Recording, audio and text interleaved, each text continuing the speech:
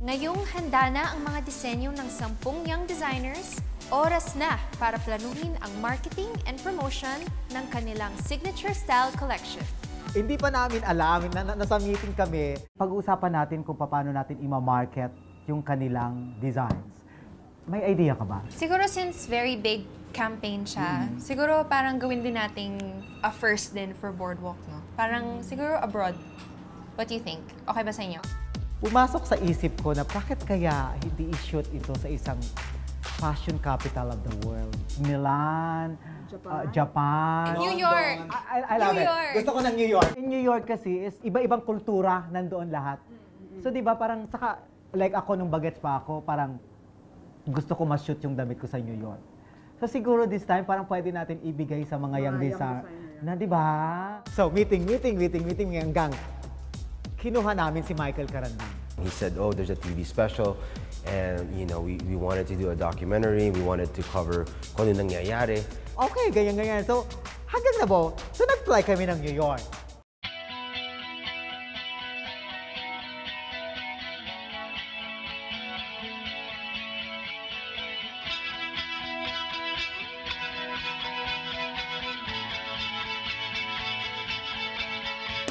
Nakapag-ocular na ako sa New York.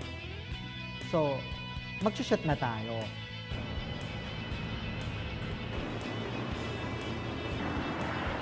Pagdating doon ng New York, gabi, no, sabi ni Michael. We wanted to make sure that the next 2 days are gonna be smooth. Kailangan natin mag-ocular tomorrow.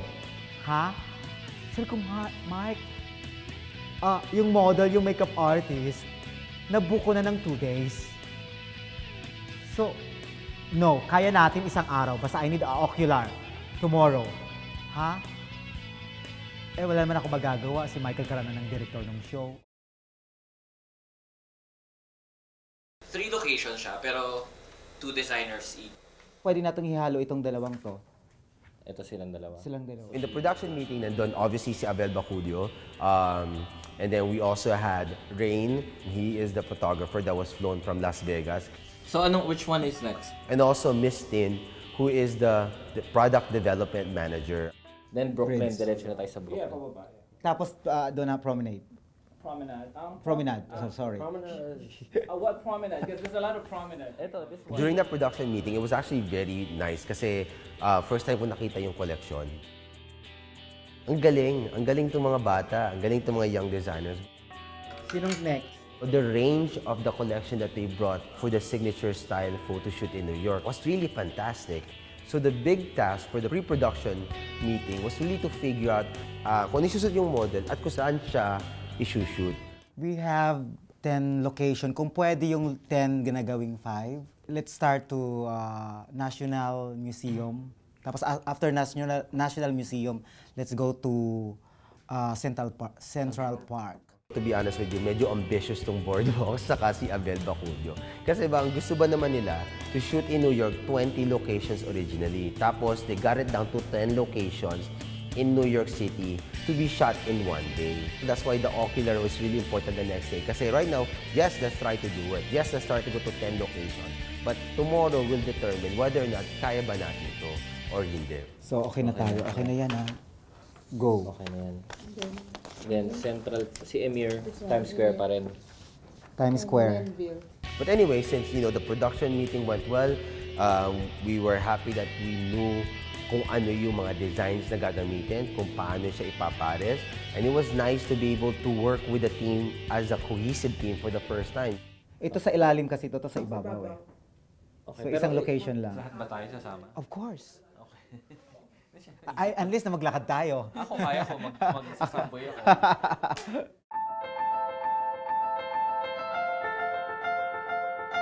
Mag-ocular kami ngayon for shooting tomorrow with Rain, photographer. Say hi, Rain. Pupunta kami ng 5 locations. So, unang-unang pupuntahan namin yung Metropolitan Museum.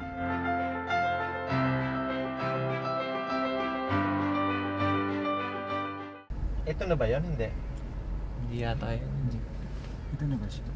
Museum Mile to eh. Museum Mile. So the museum sa tayo. Diretso pa.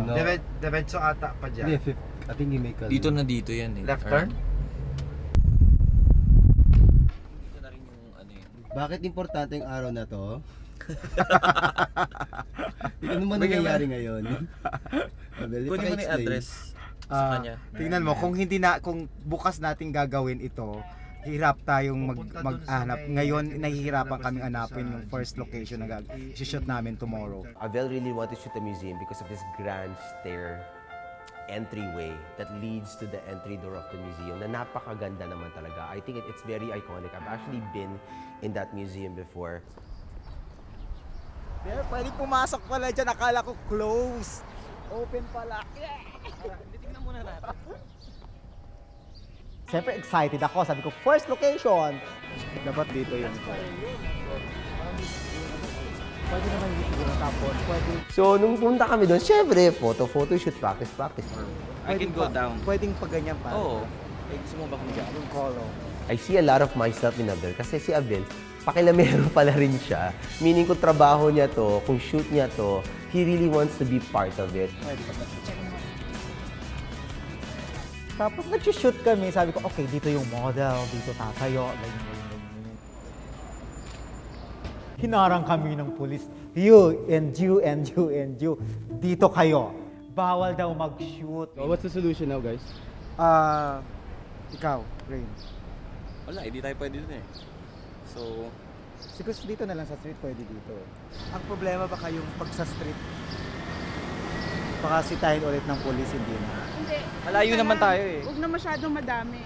At buti na lang at nag-ocular kami the next day. Kasi naman, imagine kung nag-shoot kagad kami the next day, nakadamit na yung model namin, nandun na yung hair and makeup, kompleto na sila. Nakakahiya naman na we didn't get a chance to do a full day shoot. Medyo hindi maganda yung feelings kasi nasita kami ng pulis. So we decided, okay, let's just keep moving forward. Pwede ka naman kumuha, mag-grab ka lang daw sa steps. Hindi ko alam kung paano i-shoot yung dalawang designers, pero magagawa ng paraan ito.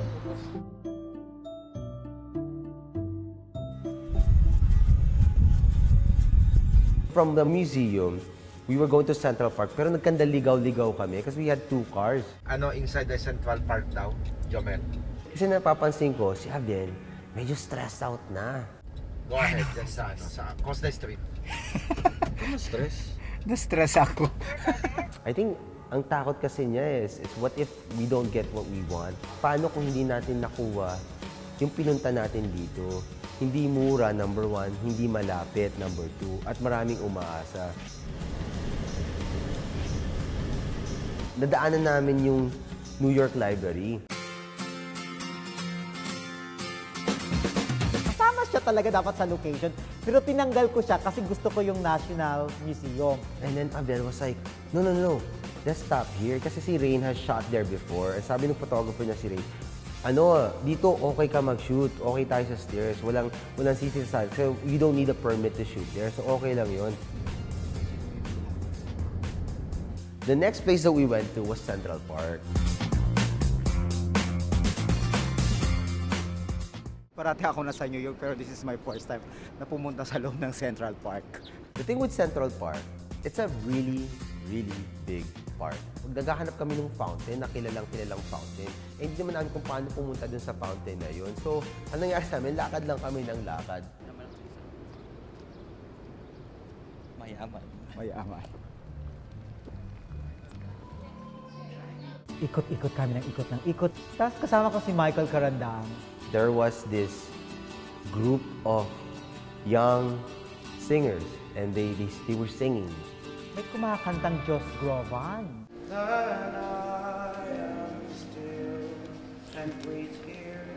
May favorite ko rin. Napatunga nga kaming ganyan. Nakalimutan namin na nag-ocular kami.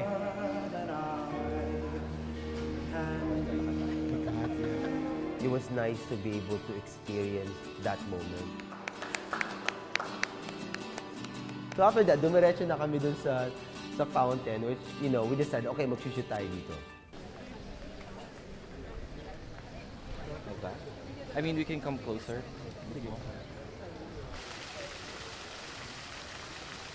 This is the second location now. Okay. So after this, we're going to Brooklyn Bridge. So will be the third. Third? No. This is second. Yeah. This is third. Natapos na yung Central Park, pumunta kami ng Brooklyn Bridge ngayon.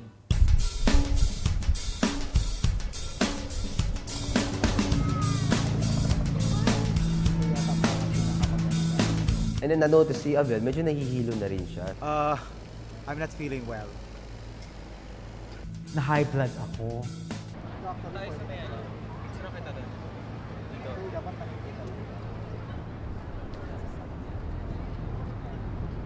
At least naman at that point, we decided na we got to see all the locations. Isipin mo dalawa sila doon, di ba? Tapos parang dito, pwede mo lagyan dito ng billboard, boardwalk on the side. Alam mo yung ganun. Since Boardwalk believes that fashion is for all, you will have a chance to win 100,000 pesos worth of designer clothes shopping spree. Just log on to boardwalk.com.ph, sign up as a customer, and purchase a designer piece from Boardwalk Signature Style. More purchase means more chances of winning. More than having a chance to level up your wardrobe, you also get the chance to support us and your chosen beneficiary. Naka-designer clothes ka na, nakatulong ka pa. Promo runs from August until the whole month of September only. Join Boardwalk Fashion for All!